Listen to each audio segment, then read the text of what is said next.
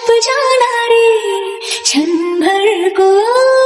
সন্তানের একমাত্র শান্তির স্থান হচ্ছে তার মায়ের কোল। মায়ের কোল ছাড়া হয়তোবা কোনো সন্তানই শান্তি পায় না। ঠিক যেমন আয়েশবাবু শান্তির জন্য তার মায়ের কোলই খোঁজে। বাসায় আসার পরে আয়েশকে কোলে নিয়ে আমি কিছুক্ষণ পরে বললাম, বাবা একটু নিচে বসো, আমি চেঞ্জ করব। আবার কোলে নিব। সে নিচেই নামবে না, আমার কোলে থাকবে। তাই ওকে কোলে নিয়েই আমি হাঁটছিলাম।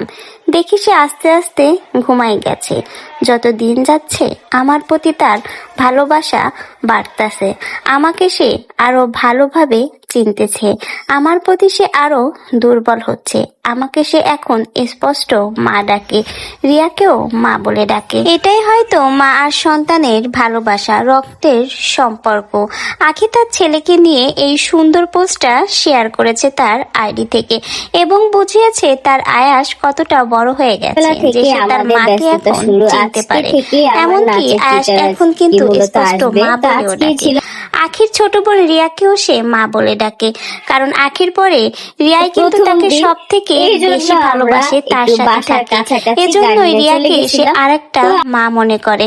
মাশাআল্লাহ, আয়েশবাবুর জন্য দোয়া করবেন। আয়েশবাবু যেন বড় হতে পারে এবং মানুষের মতো মানুষ হতে পারে। এবং আখি এবং তার ছেলের এই সুন্দর মুহূর্ত দেখে অবশ্যই কমেন্টে জানাবেন আপনাদের কাছে কেমন লাগলো।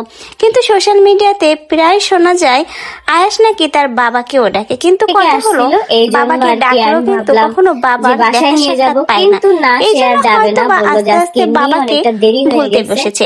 কারণ ছোট বাচ্চারা যখন যে সামনে থাকবে তাকে কিন্তু সে আস্তে আস্তে চিনবে, বুঝবে। ঠিক যেমন আখির ছেলে এখন তার মাকে খুব ভালো করেই চেনে, কারণ আখি সবসময় তার পাশে থাকে, তাকে ভালোবাসে। এজন্য ছোট বাচ্চারা কিন্তু ভালোবাসা যার কাছ থেকে যত বেশি ভালোবাসবে তাকে কিন্তু আঁকড়ে ধরবে। তো সকলেই আয়েশবাবুর জন্য দোয়া করবেন।